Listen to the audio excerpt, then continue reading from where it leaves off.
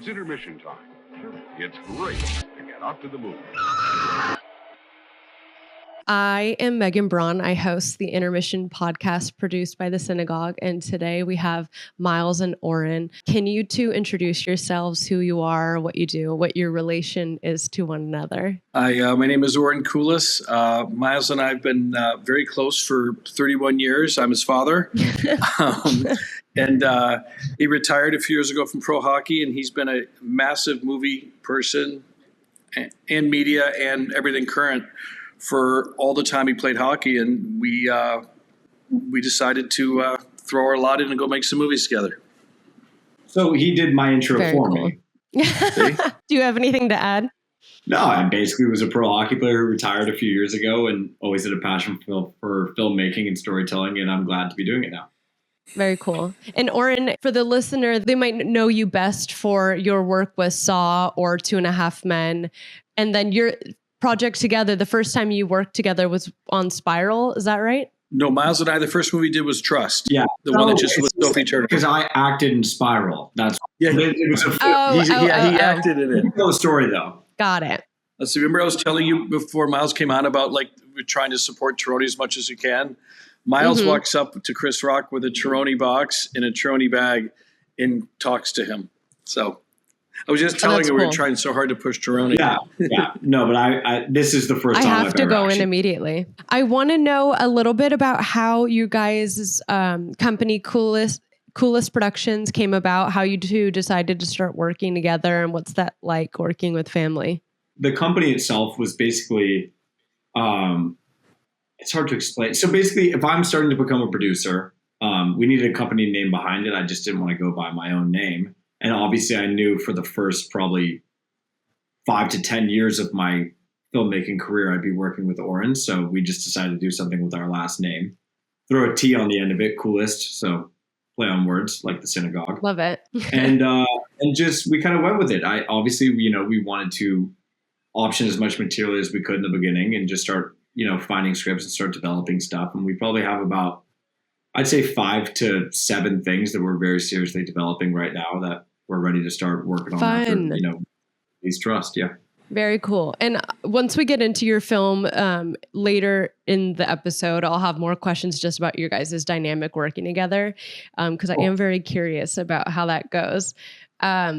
To get us going here, this is a question we ask every guest that comes on the show.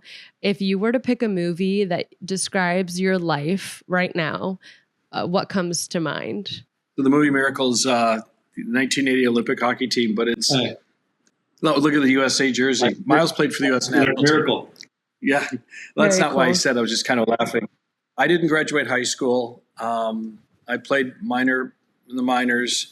Worked as a runner on the floor at the Mercantile Exchange, worked my way up to get my own seat. But I did every job known to man as a second job just to pay for my rent. I used to sell furs in Neiman Marcus. I don't think I've ever said that publicly before. I did everything you could imagine. And and the fact that I'm sitting here and just sold the Saw franchise is a miracle. I love that answer. I would love to say, instead of a movie, the show Entourage. I would love to say that.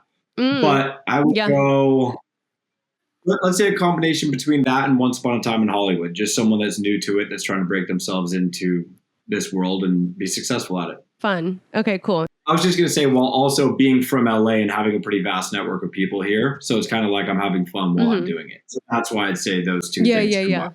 Yeah, I mean, for me, having Miles, I just want to so we were doing this release kind of on a limited budget with Paramount, and Miles put together an influencer screening that had everyone you could imagine.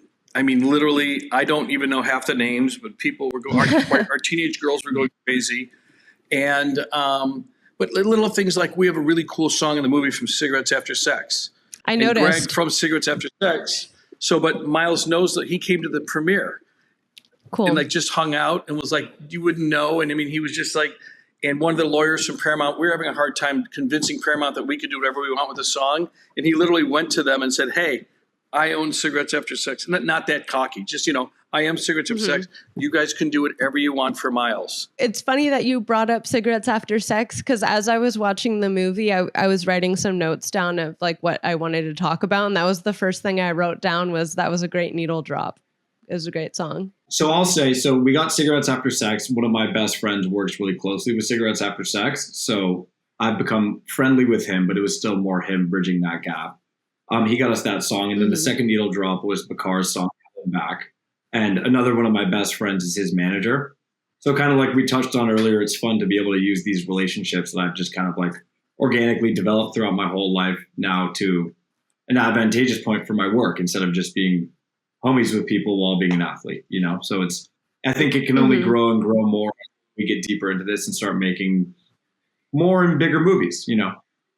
So now we're going to get into our general movie taste section, getting to know the two of you through the films you like to watch and what you grew up watching, what you've shown each other. So do you, Oren, remember showing Miles a movie as a kid that got him into film? Not really. The things he liked were, and I don't mean it in a negative, but like he liked. I have a story. Can I cut you? Really? Tell a story? Yes. Go. So Megan, I remember, and this is kind of my passion in filmmaking, is to eventually make a franchise. I'm someone that really loves diving into, whether it be a marathon or a trilogy or even a sequel. I've always been drawn to that. And I hope eventually throughout my career, I make something impactful enough that will require a sequel and another one, like Oren did with Saw. So I remember when I was a kid, I was playing a hockey tournament. I was about 10 years old, and I got injured really badly. So I couldn't finish the rest of the tournament. And my parents had actually, well, get the tissues out, but they had recently split up. So they had been divorced, and Oren was living alone. And so was my mom, but I was with my dad for the weekend because of the hockey tournament. And I remember I couldn't play in the game. But so I couldn't play in the last two games, but so we did a Rocky marathon. I'd never seen them. So we watched Rocky, I think 1 through 5. And I was just like so into it. And it was like the best weekend ever. Like we're ordering food, watching Rocky, finished the first one, like can't wait for the next one. And I think as a kid, that was kind of like my introduction into watching a franchise in like one sitting or like over a weekend. So that I think is something he introduced me to that helped me fall in love with cinema. Good one. Yeah, but that's my real answer. Yeah, I mean, I don't remember trying to influence, because he is much more into fantasy and supernatural than I am. I kind of like grittier and more real stuff.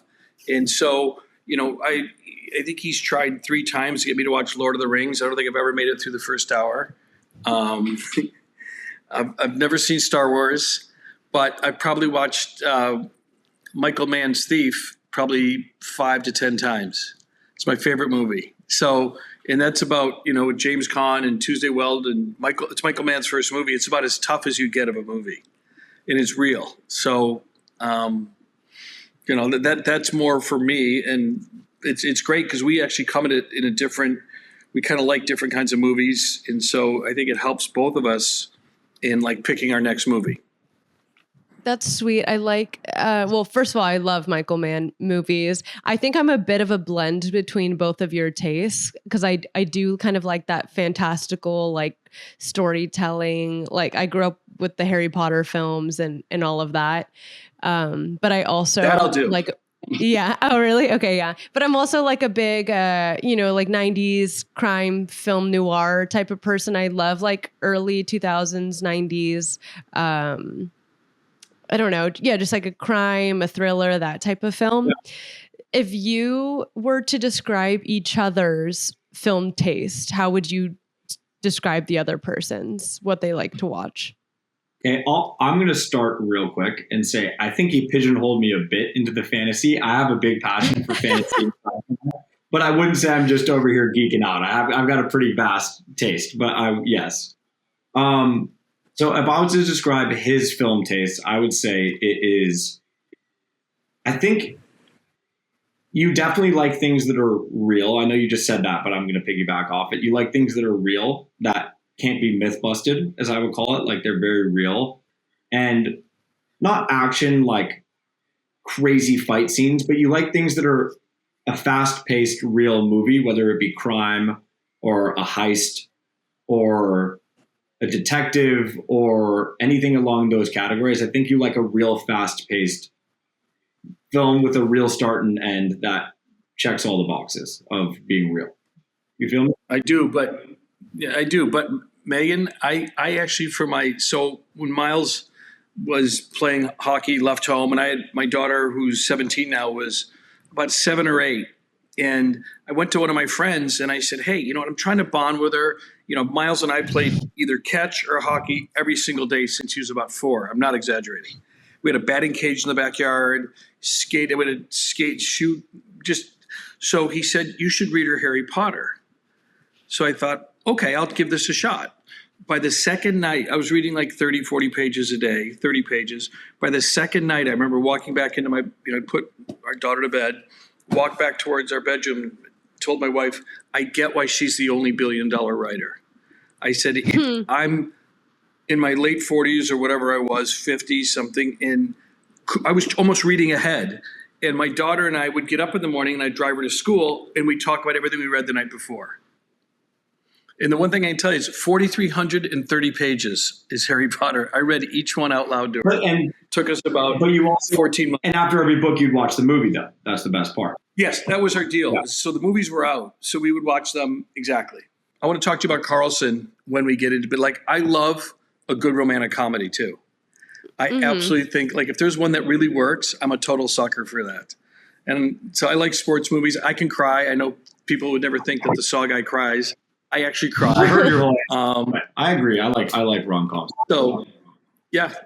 Well, that's how we got Carlson, is because of her rom-com Upgraded. And I thought it was amazing what she did. You got to answer the question now that Megan asked. You got to. I did. I like rom-coms. No. I like sports. No, but for Miles. Yeah, but I already kind of did. I think you're more of a geek. You like you like, he likes the franchises. He really does. Like right now, my wife and I are watching all the Daniel Craig's Bonds. And Miles goes, oh, I just did that. So he loves watching. You love franchises, I remember. I'll tell you what, Megan, I'm gonna translate it. Whether it's a franchise or standalone, I love a journey or an adventure. That's my favorite. So whether it be a sci-fi or a real one or anything, I love an adventure or a journey in a film that kind of gets you out of whatever you're doing in real life and you actually get submersed into that and it feels real. That's my favorite. Do either of you have a director that comes to mind that's someone you ideally would love to produce for one day? Oh, so hard. About 1,000. Yeah. I mean, put it this way: the directors I would love to work with they don't need me. You know what I mean? And I mean that. I remember being so jealous, probably 25 years ago, and not that I'm not now, but I mean, like Lawrence Bender was doing, was with Quentin, and I just thought, wow, that would be so cool. You know what I mean? Someone like him. It's when it's funny. It combines both things that we were just talking about, but like dream scenario, like I am so excited to see like Denis' take on James Bond. Like that is going to be so incredible. Someone like that is just to see what he does with that franchise will be amazing. I can't wait to see. I know, by the way, these are very cookie cutter answers, but I'm so excited already to see Nolan's Odyssey. Like if we could work with someone like that, of course, but yeah, I mean, also like even rewatching Bond. I mean, you forget how good Sam Mendes is. Oh, yeah. People like that. Oh yeah, you know what I mean? So good. Yeah. So listen, it's a list of but when a studio gets a script that's an AAA script, they're going to go to the 3 or 4 people we just mentioned. But I would say for us that what's his name? Zach Greger, right? Who just did Weapons? That's his name. Yeah. I'd say find someone like that's on the cusp of becoming Zach Greger, and find them to make our version of that movie. I think would be the most ideal situation for us. So right now, the 3 of us don't know their name yet, but if we find someone at that point where they're ready to just like emerge onto the scene of genre and make something that substantial with us, that would be our goal. Yeah, I mean, for me though, like I did James Wan's first movie. Exactly. That's what I'm saying. People like I did James Wan's. I guarantee James Wan's on a ton of people's lists. I got to basically live with him. They were cutting Saw in a 2-bedroom apartment above Erewhon on Beverly, and the cutting room was in the living room. And Lee Wanell, James would wake up early, and Lee Wanell didn't. So Lee Wanell said he would wake up to hearing himself scream in the cutting room. So anyway, so I mean, you try to find people that may put you in awe and support them any way you can. That's a cool story, and it is wild that you were there from like the very beginning of the Saw franchise. It's such a cool origin story, because that is a bit of, or a huge part of what producing is pairing up with someone in a project that you care about, but you also see potential in. And Weapons was a great shout. I saw it in theaters, obviously, like everyone else, and that is such, at least to me, such an incredible film. I actually did a solo episode just doing a deep dive on that one. Every once in a while, I'll do not an interview, but just like almost like a video essay, just kind of describing my thoughts. But I thought Weapons was so good. Yeah, so that's in a way where me and Oren are on different sides of the spectrum in a bit. Where like I love supernatural things, and Oren has obviously made 10 Saw movies, which are very real. Like that could happen. It could be happening in real life. We don't even know. You know what I mean? So basically, what we're doing is kind of putting our minds together. And I think you'll be able to see, hopefully in the next 2 to 3 years, us kind of roll out some things that I think Weapons did a good job of combining supernatural with also real. But that's kind of our goal, is to kind of things that push the envelope a bit. We have something coming up that is a very cool, the best way I could pitch it would be kind of if Sicario met The Conjuring. So it kind of has both those elements into one. And that's kind of the kind of things that we're going to start trying to work on together. That's actually a good analogy, because I was trying to tell someone today what I thought we'd do next. And I didn't do as good a job as that. You say it like that, and everyone's like, let's get a ticket, but it's our it's our job. And by the way, it's a really good and you can bring it back to James Wan. We put those pages on the screen, and this one will be a really fun one. Okay, well, that's a great transition to now getting into your film Trust. I have a little sentence describing it here. A Hollywood actress hides in a remote cabin after a scandal, only to find herself betrayed and fighting for survival against someone she once trusted. Starring Sophie Turner, directed by Carlson Young. I'm curious how the two of you got connected to this project, and was Sophie always the lead for this? Okay, so I will say the first part, how I got connected. During COVID, I was still a professional hockey player. I was actually under contract with the New Jersey Devils. It was just kind of a lockout, and I was waiting for us to go back to season. Taking so much time off, I always felt like I wanted to become a producer, and I was like, this might as well be a time to start pretending I am. So I was just reading as many scripts as I could, whether it be submissions to Oren, I would read them for him, or an agent friend of mine would send me scripts from the Blacklist. And then kind of just through doing that, other people would send me stuff, and I ended up reading, it was called Breathe at the time, but Trust during COVID. I went back, played another hockey season, came back here, and we were kind of optioning some stuff. And we were really trying to find, Oren signed his deal with Paramount, and we needed to make something quick, really contained, and something that we felt we could shoot soon, right after the writer's strike. And I just remembered that script, and Oren read it, and then we started working on it. So that was kind of how we went from it. Well, I kind of, so Miles took an intern job at a management company, and I thought it was very cool. And the management company managed Carlson Young. So we ended up watching her new film before it came out, called Upgraded. It was a romantic comedy. And it was funny, as I watched it the week that I was trying to be a good producer and watch all the Academy movies, most of which were very heavy. This would be 23, very, very heavy, very, and I watched her movie one morning, and I was just like, holy shit, is this cool? What she did such a great job with wasn't not only the two central characters, but she had two very tough actors. She had Anthony Head and Lena Olin as like the 3 and 4, and she crushed it with them, absolutely crushed it. So I just thought, wow, if she could, she could hold her own with Lena Olin and Anthony Head. She can really, really go. And Miles knew her through the management company he was interning for, I guess. And she had her own, we had this script, and she had her own kind of couple writers, and they did a great spin on bringing it kind of to present day. And one of the owners of the management company is a woman named Lena Rockland, who does not take no for an answer and tough as nails. And by hook or by crook, she's probably the most responsible for getting Sophie Turner, was Carlson's manager. So, and then we just went. We literally did not pass go. We didn't take. We just started. I already done a movie in Mexico City. I did Saw 10 in Mexico City, and had an amazing time, crew wise, everything. So we just fired it back up.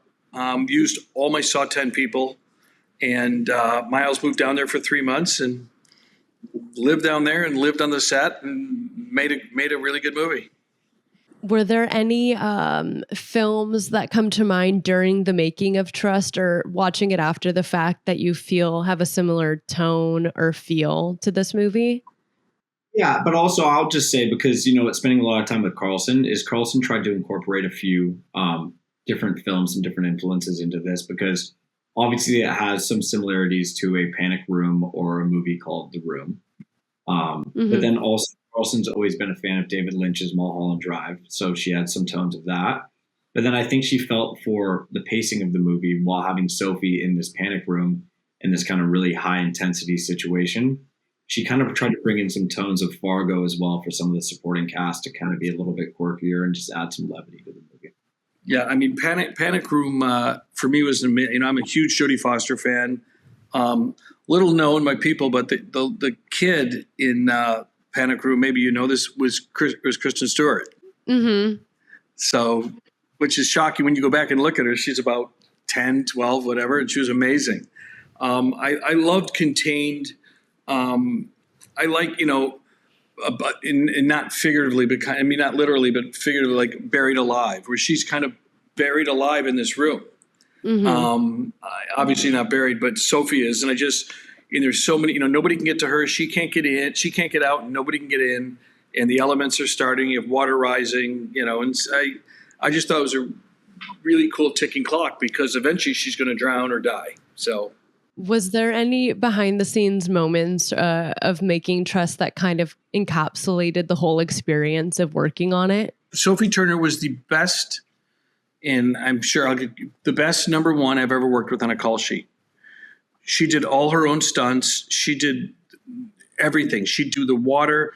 When we do all the underwater stuff, all she asked for was a hot, those little kiddie tubs you can get at kiddie pools. They're like 12 inches deep. They kept one of those on set. She sat with hot water. She'd come out after a take, sit, hang out, do that, go right back in. We basically finished a half day early, and you're never going to find an independent movie finishing a half day early. It's just never happens, and it's all because of Sophie and really Miles and a woman named Katura Keston, who's worked with me since 2009, who just kept everybody happy. The whole set was happy. Everybody in Mexico City was our crew were amazing, and we just barreled through it. But I mean, the story is that everybody, to me, got along so well, and it just weeks just clicked off, and we got everything. We literally got every single thing we needed. We never did one reshoot. Wow. Let's wrap up the section with Trust with, if you were to describe this film to the potential viewer in one word or like a phrase, how would you describe this film? And then after that, if you guys could just plug the release date and any of the relevant info, and then we'll go into a different section. I would say it's a high stakes roller coaster ride. And I would say, although it's in theaters right now, it's only in select screens. So the big release date for us is going to be our digital worldwide release. And what day is that, Oren? It's September 19th? I think it's the 19th. I don't know. Around there. I'm sorry. That's always something, we did this theatrical release, but it's super limited, just to kind of raise even more awareness to when we kind of go worldwide here soon. So that'll be the big release date for us. I guess my one word would be, claustrophobic. They're seeing her in a room with rats, real rat, by the way, wow, real cockroaches, and real water. So she did everything. Mm-hmm. So, and you know what? I mean, we're so excited. The fans' reaction have been great. People are liking the movie, and it's 90 minutes. You sit down, you plug in, you just go. It's 90 minutes it moves really fast, gets to the end. You got up and you're like, wow, that's a cool story. we have a segment called Who's More Likely To. I'm going to say a sentiment, and then you two need to you don't need to agree necessarily, but answer in who you think is more likely to do what I say. So first, I have in here, who's more likely to watch a black and white classic? Oren. Neither of us. I was gonna say neither of us. You're more likely. Yeah, but it's a fairly unlikely. Okay. You know, when I first got to LA, and you know, when I was just starting and trying to work my way into the business, you know, and I'd sit there and I'd see these people, you know, talking about some 1950s French film, and I'm like, fuck off, like seriously, you know what I mean? Yeah. You know, so I like commercial movies, you know, so I will, but I've probably watched 10 black and white movies in my whole life. Who is more likely to rewatch the same comfort movie 20 times? Me. Miles. Easy answer. Who's more likely to choose a Marvel movie over an indie drama? Unfortunately, me. Who's more likely to walk out of a movie theater if it's really bad? Almost neither of us. I mean, unless if I'm with my wife and she doesn't like it and she wants to go, I'll go. But I'm usually, you know what? It's just like on, you know, your pay service when I use Fandango, which used to be Vudu. I buy every movie just for karma. I hope people buy my movies. So I don't know when the last time I ever walked out of a movie. I try to give them the benefit of the doubt. Hey, but I will say that it might not be good to admit this as a producer when it's part of my job to pick movies. But Oren has always said it's funny. Like, I've never seen a movie I don't like. Like, I can enjoy the worst movie ever and just find parts I like. So I would never walk out of a movie. I can find a way to like anything. And I would probably not walk out because of respect. Yes. So neither. Okay, who's more likely to have a soft spot for guilty pleasure comedies like Step Brothers, Dumb and Dumber, that kind of movie? Probably me. Yeah, I think like the sweet spot of like 2006 to 2012 comedies, like we'll never beat that and nothing ever will. And I can rewatch those till the day I die. I love it. Shireen and I tried to rewatch recently McLovin, what is that? Super bad. And I couldn't finish it, but I remember loving it and hysterically crying during the movie. How? I don't know. We didn't finish it. It's so good. I know. Yeah, but I could watch Wedding Crashers 10 times. But that's the same thing. Yeah, that's great. That's so funny. The two that you just said, Wedding Crashers is one of my dad's favorites and mine as well. But I love Superbad. I'm like a diehard. Superbad to me is always so funny. When was the last time you've seen it? I mean, I don't think it was that long ago. I can't exactly tell you. I know in the world of like being appropriate, it doesn't hold up in regards to like the world that we're in now. But I still think it's funny. Well, but I can watch Wedding Crashers 10 times. But see, I think Superbad is A, one of the funniest movies ever, and B, one of the best illustrations of like a coming of age movie. Like, it's perfect. Like I think it's a 10 out of 10 movie for me. No, I think it's great. So I'm not. I do. I mean, listen, they caught everything. The amount of careers that grew off of that movie. Wow. Yeah. So. Okay. Final two for this section. Who is more likely to choose a rom-com over a horror? Neither of us. Probably you, to be honest. Well, if I'm watching with my wife, probably me. But I think so. I think rom-coms are the hardest thing to do. I absolutely think they're the hardest movies to make. So to find a good one is hard for me. I like it just anyway. Why? Because of the chemistry? No, well, and I've kind of said this to Miles. So to me, if you make an action movie, right, and you have a ton of action, the story doesn't really hold together, at least the action fans will see some cool scenes, they'll see some things blow up, whatever, and they'll be okay. If you do a horror movie and there's some great jumps and there's some great scares, even if the logic falls apart, people will kind of like it. If you screw up in a rom-com and like the chemistry's not there or the story, it just dies. It's like wilts, like, you know. And so, but we watched. You know, what we watched the other day. We watched Harry Met Sally. I've probably not seen that since the premiere. So, and that really actually did hold up very well. Yeah, When Harry Met So I guess Sally me. is one of those movies that is like forever a banger. Yeah. Okay, so it's you. You're the rom-com over Yeah, horror. I'm a And then softie. our final one is who's more likely to watch a movie alone versus in a group? But I watch alone too. I like, my wife's going out of town for 5 days in a couple of weeks. I'll probably watch 10 movies, mostly boy movies that she wouldn't really want to watch. Hey, no wife, but same answer. Girlfriend's out of town for a week. I'm going to sneak all the movies that I haven't been able to watch this past week or this past. I love that.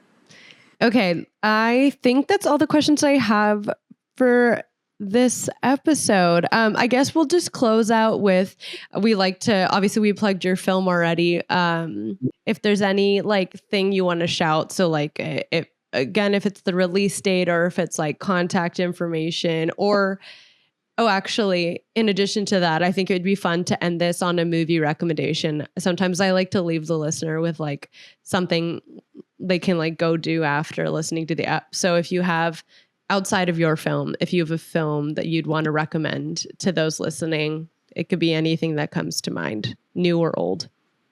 So there was a John Barenthal movie a few years ago that was called Small Engine Repair. That was a play. And I'm not trying to be one of these obscure, guys just to say something obscure, because I'm not. But it's amazing. It is absolutely amazing, and it seems kind of boring, and it's very talky. And once you realize it's a play, it all kind of makes sense. And then it turns, and it turns hard. And Barenthal's incredible in it, and so is the cast. It's called Small Engine Repair. And it's funny, I ran into about a month ago. Our plane got delayed going to New York, and we all ended up back in the lounge. And I'd never met him. We started talking about it, and he was surprised that I actually knew the movie. He's like, nobody saw that movie. And he told me about it being a play, and that it was one. I think he actually even helped finance it, or you used his name to at least. I mean, I think it's a tremendous movie. Small Engine Repair. I loved it. Did you have this? You liked it too. I'll give two, because I've had two examples of this week. The first one, I was in an argument with a few people talking about our favorite animated movies, and we were going over the easy ones. But too many people hadn't seen the movie Big Hero 6. Have you seen it? Yeah, no, I have. So I was like, I don't know why so many people haven't seen this animated movie, Big Hero 6. And then the other one, randomly, as I told Oren that I was watching. Have you ever seen the original Dark Crystal? Mm-mm. So neither did I. He said, I'm watching Dark Crystal. I'm like, what is that? I never heard of it. Netflix remade it probably like 6 years ago into like a limited series. But the original one is like an incredible job of animation before there was even really it was all practical, I believe, and use of like making dolls, and it's just an incredible movie. If you're in the mood to like dive back into like an early kind of like the era of when there was movies like Willow and other ones like that, I thought the original Dark Crystal was incredible, and if anyone's in the mood for a movie like that, it's a great one. Yay, I'm glad. What about you? Wait.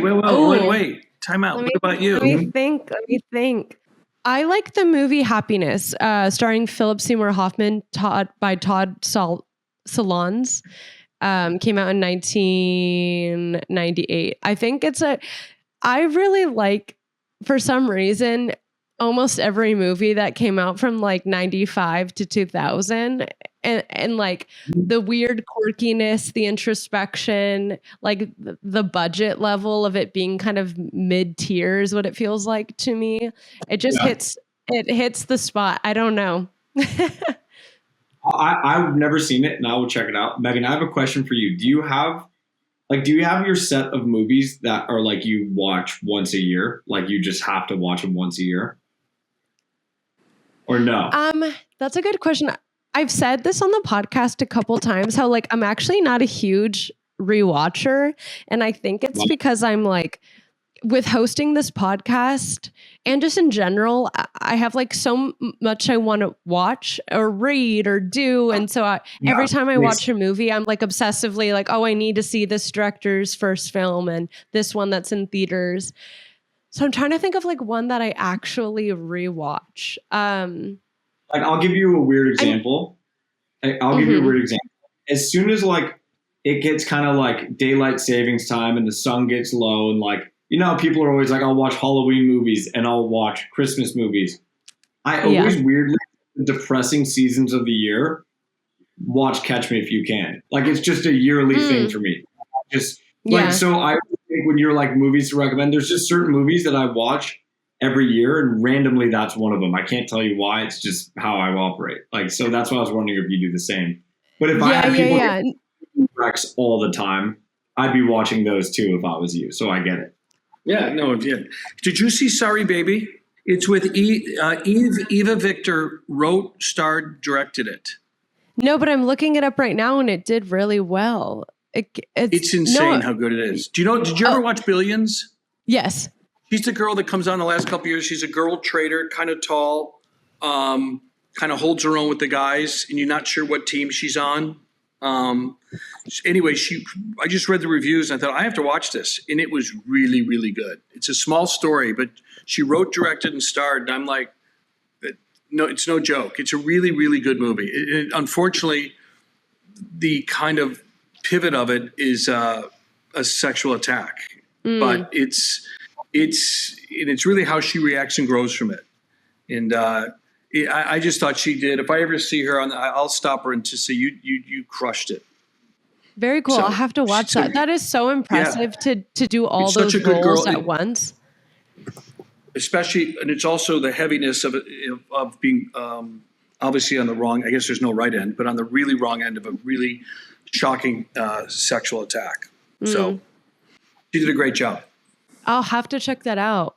Yeah. Especially, I mean, obviously that's a heavy topic, but like I said, I'm just very impressed by people like that who can wear all those hats. In my ideal world, that is a dying wish of mine, is to one day do that myself and be every part of a film. So I'll definitely need to check that out. I think Miles will end up directing. I don't have the capacity to spend 10 months on the same thing, like completely myopic, where he does. So I think he'll end up directing someday. I hope he does it while I'm still producing. It'll be pretty fun. Oh, how cool. Yeah. Yeah, but I don't have the patience for it, but he absolutely does. So we'll see.